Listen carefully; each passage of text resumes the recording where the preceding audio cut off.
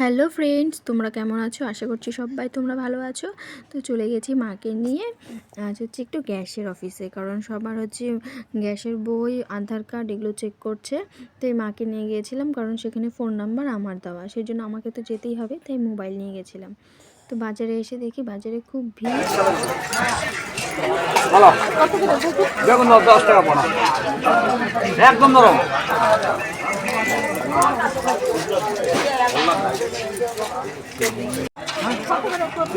ফুল 40, বাঁধা 30।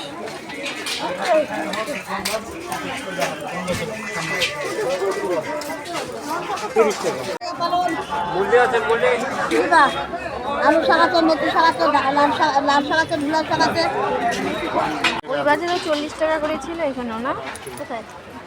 আমাদের না, ওই যে ওই মার্কেট থেকে আনলাম কি।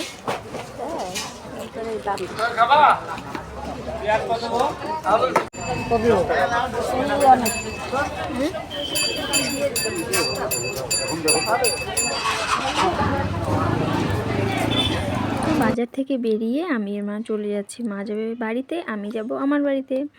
তো সেখান থেকে মাছ নিয়ে গেছি। তো মাছ কেটে বেছে রান্না করতে হবে, তারপর ছেলে স্কুল থেকে চলে আসবে, সেই জন্য তাড়াহুড়ো করে এখন বাড়ি গিয়ে সব কাজ করতে হবে। দেখো তো বাইরে কি রোদ, মনেই হচ্ছে না যে বাইরে বেরোলে যে ঠান্ডার সময়। তারপরে দেখো মাছগুলো নিয়ে এসেছি। মাছগুলো মা বাড়ি থেকে নিয়ে এসেছিল ছাই, কারণ ছাই দিয়ে মাছ কাটতে ভালো হয়, সেই জন্য আমি বলেছিলাম যে নিয়ে আসবা, নিয়ে এসেছিল। তো সেগুলো ছাই দিয়ে মাছ কেটে বেছে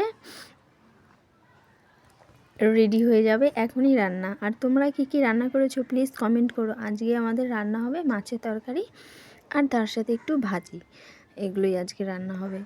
তারপরে এই যে তেল বসিয়ে দিয়েছি, আর ছেলে স্কুল থেকে চলে এসেছে, ছেলেকে ওইদিকে এটা ওটা করে দিতে হচ্ছে, তার সাথে সাথে রান্নাটাও করতে হচ্ছে। আর ছেলেকেও তো এগুলো মাছ দেওয়া যায়, খুব বেছে দিতে হয়, নাহলে অনেক কাটা আছে, সেই জন্য একটু সাবধানে দিতে হয়, একটু ছোট। আর অনেক দিন থেকেই ছেলের সাথে স্কুল যাওয়া হয় না, ছেলেকে গাড়িতে করে দেওয়া হয়। আরও মাঝে মাঝে একটু বায়না করে মা যাবা, কিন্তু আমি যাই না, কারণ একদিন দুদিন গেলে একটা অভ্যাস হয়ে যাবে, তখন বলবে মা তুমি ডেলিই যাবা, সেই জন্য আর যাওয়াই হয় না। আর ছোটো দিনের বেলা, তার মধ্যে বুঝতেই পারছো সব কিছু কাজকর্ম করতে করতে দেরি হয়ে যায়, আর এইদিকে গেলে আরও দেরি হয়ে যাবে। তার সাথে সাথে আমার তরকারিটা হয়েই গেছে, ভাজা আলু ফুলকপি একটু ভেজে নিলাম, আর অল্প করে লঙ্কা দিই, কারণ ছেলেকে এখান থেকে একটু তরকারি দিই। আর তার সাথে সাথে আমার তরকারিও রেডি হয়ে গেছে, আর তার সাথে ভাজাও আমার কমপ্লিট। তো তোমাদের কি কি আজকে হয়েছে প্লিজ কমেন্ট করো।